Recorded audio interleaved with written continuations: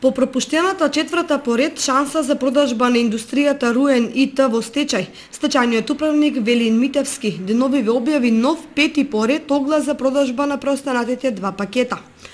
За третиот пакет, за кој се понудени 1.300.000 денари, што е за 800.000 денари помалку од почетната цена од 2.500.000 денари, собранието на доверители ќе одлучува на 20 ноември годинава.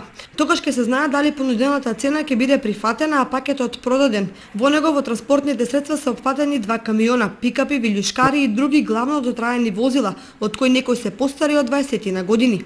На последното рочиште, представници на доминантните доверители најавиле заинтересираност за купување на првиот пакет на Руен. Но овие најави се условени со евентуално намалување на цената која неофицијално е во оптек и која практично застега е прифатлива за доверителите. И додека огласите се редат еден по друг, од најавената заинтересираност на домашни и странски купувачи, се уште нема ништо конкретно.